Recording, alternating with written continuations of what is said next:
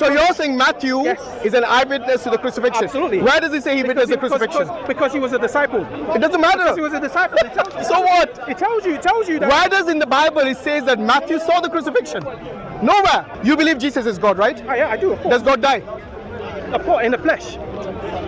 God dies in the flesh. In the flesh.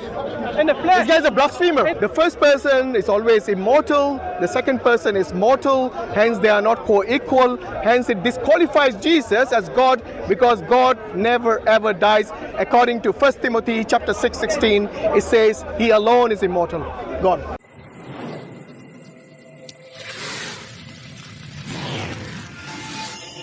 It's an historical fact that Jesus Based on whom?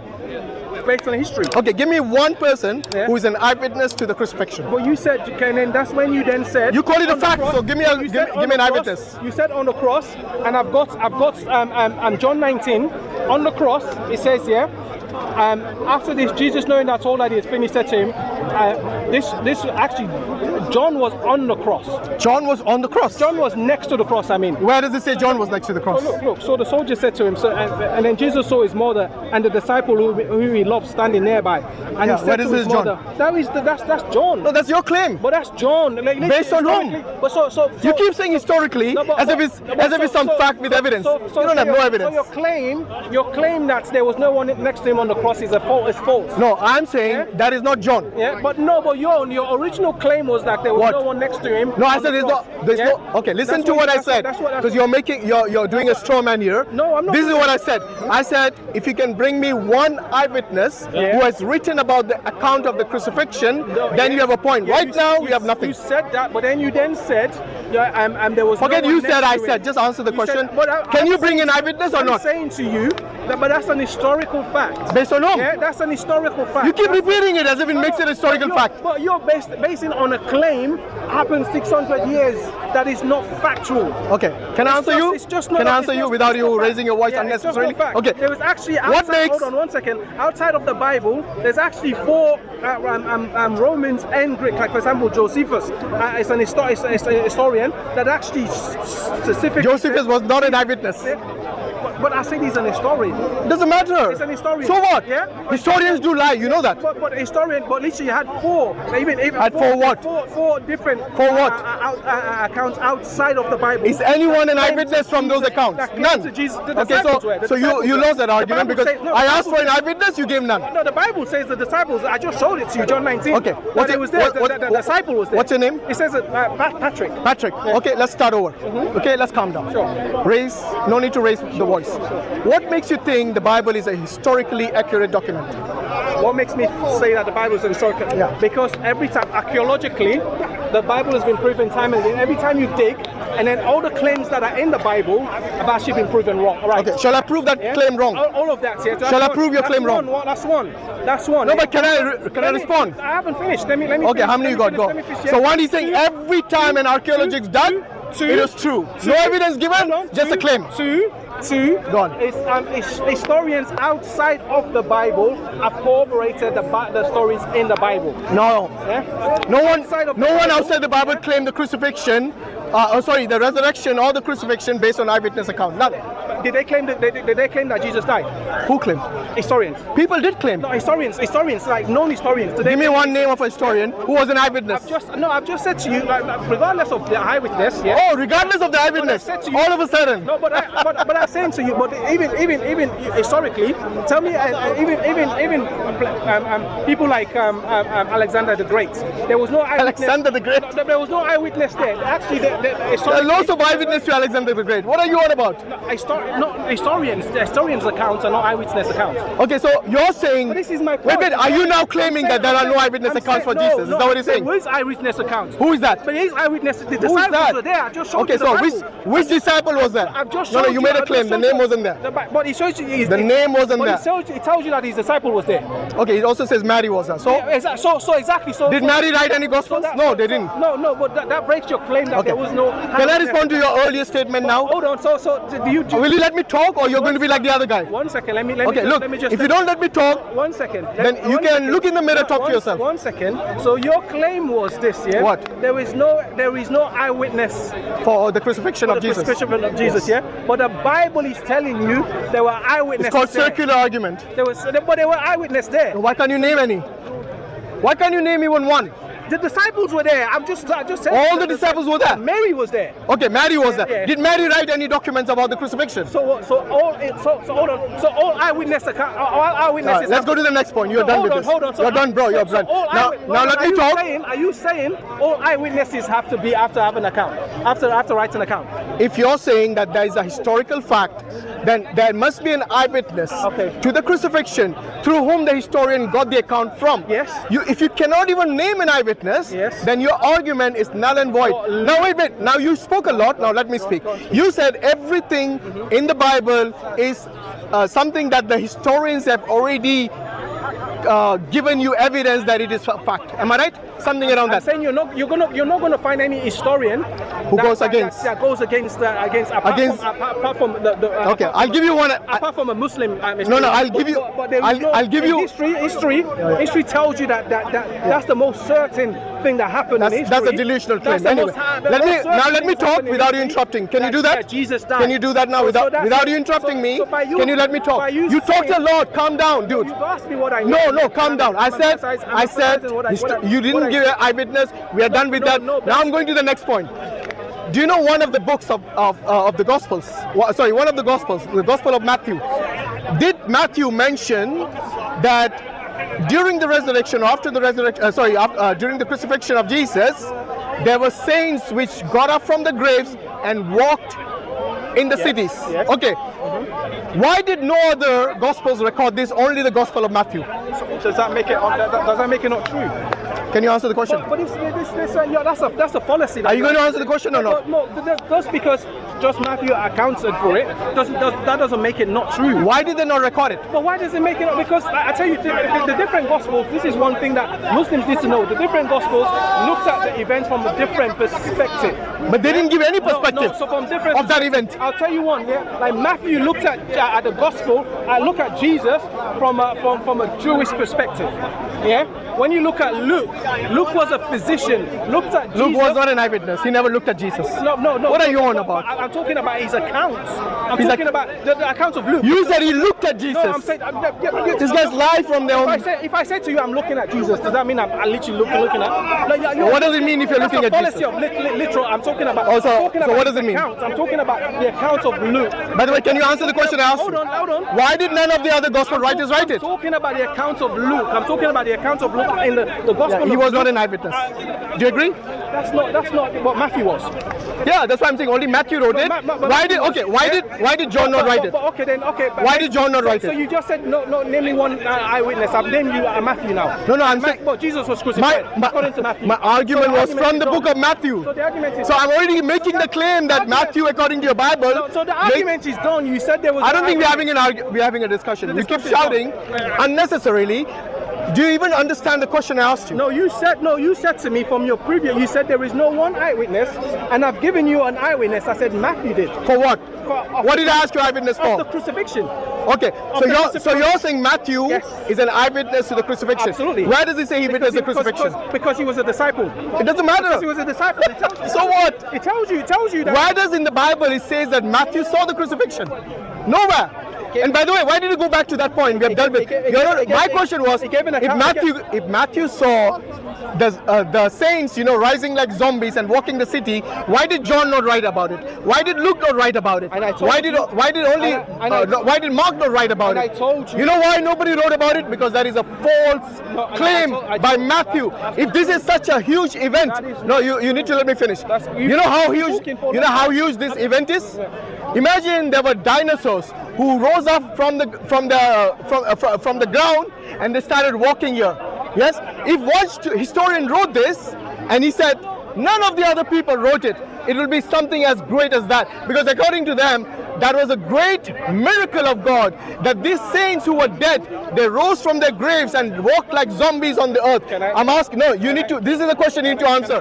Why did none of the Gospels write such a huge event? Answer that question. If you don't answer it, this is the end of the discussion. I told you just because Matthew accounted for it doesn't make it, just because it's just Matthew that Why didn't they not write about it? Because Matthew took it from a different, that's the answer that I was What is the answer? They gave you from a different perspective. And what is that perspective? A different perspective. What is that perspective? Matthew looked at the crucifixion and the life of Jesus from. So did the saints rise or not? Hold on. Did the saints rise from the grave or not? Hold on. That's not the. That is what you need to answer. You're going to. That was not our original. Doesn't matter. That is my question now. My question, but look, if you're not going to answer, I'm going to go. Original. Doesn't matter. I've answered the original question. You're repeating yourself now. The original question was this: Did Jesus Christ die?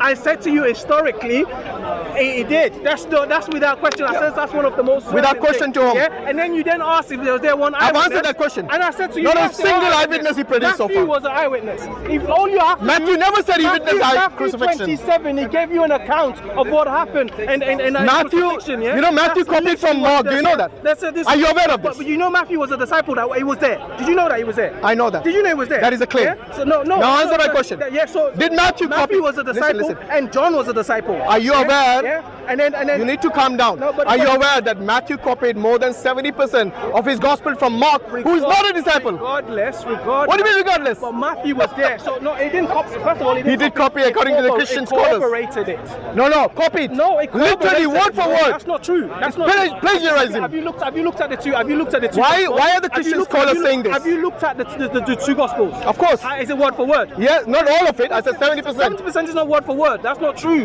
Okay, that's so actually not imagine true. this. That's not true. Okay, that's can I speak without you getting emotional? So let me tell you. No. You need to let me talk now. But you've been talking. No. You are the one answering. I started talking and you interjected. Okay, we have moved on from the crucifixion to the saints. You haven't answered the question. But that's the original.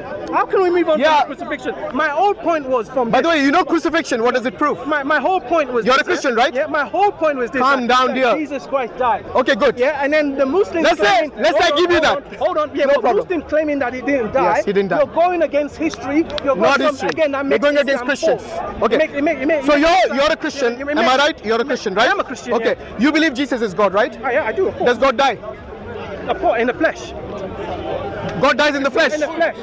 In the flesh. This guy's a blasphemer. In the flesh. Why is that? So no, God doesn't die because what is that? What is that? But what is that? Yeah, what is that? What exactly. is that? What is that? Tell me what is that? No, you tell me because you're asked. Okay, if I tell you. So what is that? Okay, if I tell you, then will you answer my question? But what is death? I will tell you.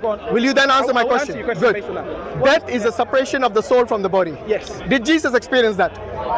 Yes, in the flesh, but he didn't die. Did Jesus experience that? God didn't die. Okay, now you said you're going to answer my question. Now you're going to answer my question. I've answered yours. Yes. Now you're going to answer my question. So I'm telling you now. So your question is, did God die? The guy just told me he's going to answer my question. Now he's. But that's what I'm saying. Don't go back on your premise. Your question is, did God die? I'm answering your question. Yeah, God. Jesus died in the flesh. Okay. But God never died. Thank you. Okay. Yeah? Because in his nature. Very good. Because if you understand what Jesus is, if you understand the nature of Jesus. Why shouting? I'm just here. Calm down. Hold on. Dear, calm down. I know you're excited. Let me explain. You're panicking. You need to calm down. Panicking or what? Why are you shouting then? Calm down. Why do I panic? Okay. What, you make me panic? Yes. Because you just realized your God died. For what? By his own creation. No, not at all. Because this is any Christian that you ask, yeah? God never died. So died on the cross. Jesus Christ, there was a separation of the flesh. The flesh died, but Jesus didn't die. Okay. Can I answer now without you panicking? God didn't you die. need to calm down. Okay. I will answer. No. I'll tell you why your question is. I'll tell you why. First of all, do you know what? This guy doesn't want to listen at all. What do Christians believe? You believe your God died on the cross for you. What? No, we don't. No? Okay. Is Jesus the second person of the Trinity? Yes, Jesus. Yeah, but okay. Now listen to my question. The man. Oh no, let me explain to you. You can't. You like your voice, isn't it? No, but you have to. You can't. You really love your voice. You asked the question. Is this how you practice in front of the mirror every day? You asked the question. You said the second person.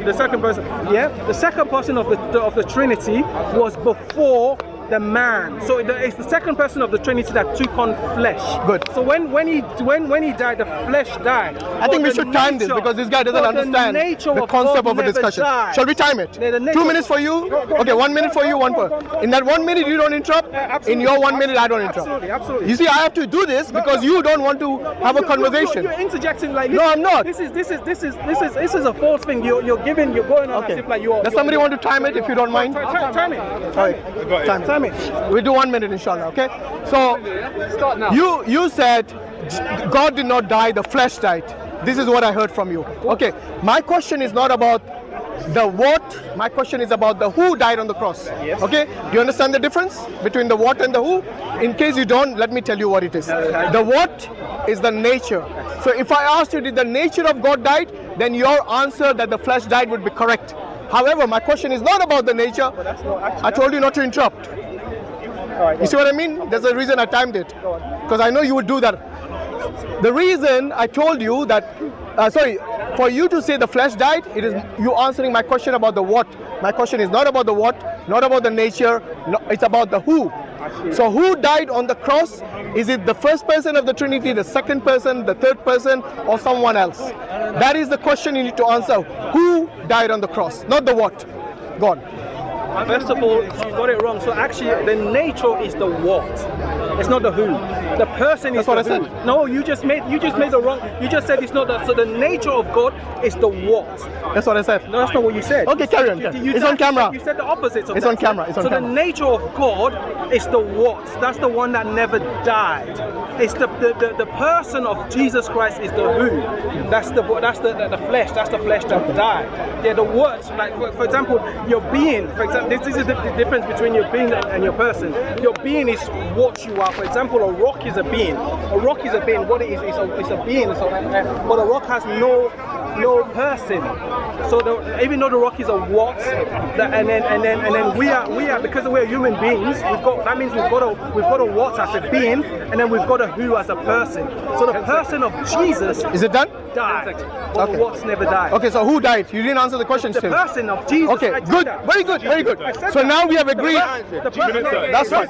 That's fine. So when you say the person died, okay, that is the second person of the Trinity, because there are no other persons. Okay, Jesus is not made of two persons. That would become a heresy called Nestorianism. So you're saying the second person of the Trinity died. Yes. Very good. That means someone who dies is not immortal. Since the second person of the Trinity died and the first person never ever died, which is the Father, then we can conclude that the second person of the Trinity, the who, yes, which I clearly said the who all the time, I never said it was the what, the who is the second person who died, which means that that second person is not immortal and is mortal. So we can conclude that the first person is always immortal, the second person is mortal, hence they are not co-equal, hence it disqualifies Jesus as God because God never ever dies. According to 1 Timothy chapter 6:16, it says he alone is immortal. God. So this is the thing. So when you talk about personhood, we're talking about person as in someone that has will and intellect. When I'm talking about person, I'm not talking about that. When I said who died, as in the person that died, I'm talking about the flesh. I'm talking about the flesh. So I'm talking about the flesh. When I say the what, that's the what. No, he's got confused him. No, bro, don't disturb him. Let him finish. Let him finish. So when I say about the personhood of the person that died, I'm talking about the flesh. I'm not talking about the nature of God that died. That's the what. The nature is the what, never died. The person as in the flesh of it's the nature that came into the flesh. It's that person that died, but the words remained. The guy confused himself so much. He's done, right? He's done. The words remained. So the person of Jesus as in the flesh died, but the nature of God never died because God is eternal. I think Jesus is eternal. Okay. You said the person died. Many times you have said the person died. I'm agreeing with you. The person did die according to you. The second person, which is the only person within Jesus, died. Hence, he, by definition of the term death, implies that he is not immortal. Now, the Father never ever dies. That's the reason if you go to 1 Timothy chapter 6, verse 16, it says, he alone is immortal. Whom is it referring to? The Father. When he says he alone is immortal, the term alone is showing you exclusivity, which means nobody else is immortal, only the Father. Okay? Just like Jesus, when he was, according to your John 3:16, it says, God so loved the world that he gave his only begotten Son. The term only, exclusive. That means there's no other begotten Son for that God except Jesus. Again, the term exclusive. So you cannot say the term only in 1 Timothy 6:16 applies to anybody else except the Father. Because if you're going to keep saying that Jesus, the person, died, then that is the second person of the Trinity. That's not true. You're conflating person and personality. Ah, now you changed. No, that's true. No, you're conflating. When you say the second person of the Trinity, before he was in the flesh. Who? Hold on. Before The who? Let me. Yeah, sure. Can I, before he was in the flesh, before Jesus was in the flesh, he was still the second person of the Trinity. Before he even came to the flesh, so the personality, it was already there. So it didn't become the second person of the Trinity when he came on earth. It was already there. So that nature, that's part of his nature. That never died. The only thing that died is the flesh. So when you're saying personhood, you're conflating person and personality. The second nature, the second person of the Trinity already had the personality, because there was a distinction between the Father and the Son from as far back as you can go in eternity. This is the reason why John 1 says, in the beginning was the Word, and the Word was with God, and the Word was... Your time is up, man. Come on, you're the timekeeper, bro. It's been up for a long time. Now you've just Oh, you want 2 seconds? No, it's okay. It's fine. That's we see. Yeah, I like the way you turn person and personality it's okay. to confuse the matter. By the way, personality is nature. If you want to look up the dictionary, you can do it. So his whole argument about personality goes out the window, but it's actually that is a nature. So the question still stands. Who died? The second person of the Trinity. Whether he was God before or not, or whether he was a person, second person, I did not even argue that. In fact, I never made the claim that he was not the second person according to the Christians. So now I will ask you a different question to rephrase this for you, so that it will be easy for you to understand. According to the Christians, there is a difference between pre-incarnation and post-incarnation. The natures of Jesus does change. So pre-incarnation, Jesus had only one nature, not two natures. He didn't have the human nature before he incarnated. After the incarnation, he took upon the human nature. So now listen to this carefully. I never said the divine nature went away. The divine nature is still there, but to that was added the human nature. This nature, now the essence of Jesus has changed from only divine to divine and human. Do you agree or disagree with that? So on earth, just on the period of time when he came on earth, he took upon himself human flesh. Of course he did. He took upon himself human nature. There was a change. No. So the Godhead. This is why the Bible tells you in Colossians, it said, in him dwells the fullness of the Godhead bodily. There was a change. So the only change was it put on flesh. But the divine never changed. No, but the divinity never changed. The divinity is always the same. Brother, let him answer. There wasn't a change in the divinity. There was a change in the flesh, because he took on flesh. Because obviously flesh died. He had to take on flesh for him to die. Otherwise, he wouldn't be able to die. It had to be a perfect sacrifice. That's why he had to be perfect. Even in the Quran tells you that Jesus Christ was perfect. He's the only person on earth. No, it didn't say that in the Quran. That's false. Okay. So that's why he had to. By the way, you haven't answered my question. Do you remember my question? I don't think you remembered my question. No, wait. The whole idea of us making sure that you go by time is so you answer the question. Use your time. No. I'm going to wait. If you're not going to answer my question, what's the point of time? At least do you remember the question? I do remember. What is the question? You remember the question because we were talking about a person. No. What was the question that I asked you? About what? About what you just answered. What was the question? Say it again. No. I'm going to waste my time. Say it again. Okay. If you can't answer, I'm going to ask somebody else. You can ask. You're wasting more time. Exactly. Nobody. If you're trying to make. It is okay. Do you remember the question I asked? Or were you not listening either? You're trying to straw man. Exactly. See, you were listening. Unlike this guy. This guy doesn't. I asked you. And I told you the two natures. By the way, it's my time. Calm down. No need to get emotional. I asked you what was the question. You didn't remember the question. You're playing to the camera. I know. That's what you do. Dude, if I wanted to play with camera, I could have easily done that. Okay. So my question was very simple. Before incarnation and after incarnation. It's a very simple question. He completely evaded that. Okay? My question was, before incarnation, he had only divine nature, one nature. Yeah, okay. After incarnation, according to your belief, he had two natures, which means he added a new nature. When you add a new nature, your essence changes from only divine to divine and human. Yes. Okay, so it's a change in nature. According to the Bible, God doesn't change in nature. Malachi 3:6 very clearly says, when you put on a human nature, it means you have clearly demonstrated from the Bible that Jesus is not God, because God clearly doesn't change nature. Now, if you're going to answer that question about one nature, two nature, and if you're not going to answer this time, then it's a waste of time. First of all, no Christian believe that. We believe that Jesus Christ take two persons, but he's still shared in the nature of God. So did you say two persons? So Jesus Christ, as in the two nature, is the person and the nature of God. So one person of Jesus Christ and the nature of God. Yeah. So it's not two natures. It has one nature. Yeah. So the nature of God that took on flesh, that took on personhood. Yeah. That took on. Carry on. I'm listening. That took on personhood. That's the nature. That's the nature. So when he came on earth, he still had the divine nature, but it's just added onto that a personhood. Added. The human nature is two. Brother, let him answer. So the personhood of the human side of things. Yeah, but the nature of God never changed. It's the same. It's always been the same. Sure, even before eternity, throughout all of his life and after his resurrection, he still had the divine nature that never changed. Okay, good. Just one clarification from you. After incarnation, how many natures? It's called hypostasia. So this is the two. It's not hypostasia. It's called hypostatic union. If you don't know how to pronounce it, just say two natures. Hypostatic nature. So that's good. So how many natures after incarnation? So make your point. No, that's a clarification. Make your points. Dude, your point. I need clarification. No, make your point. I've already okay, answered. Looks like you don't want to discuss. I've already answered your question. Okay. That he took on flesh. How many natures after incarnation? He had the human nature. Yes, he had the human nature. Okay, so one nature is called human, and then he had the divine nature. Good. So two natures, right? Natures, yes. After incarnation, two natures. Just wanted to clarify that. Yes. Why so difficult? But he never lost. I never said it did. Stop banning me. Exactly. Okay. So now that we have got confirmation finally that Jesus after incarnation had two natures, but pre-incarnation, how many natures? He had just the divine nature. Only one nature.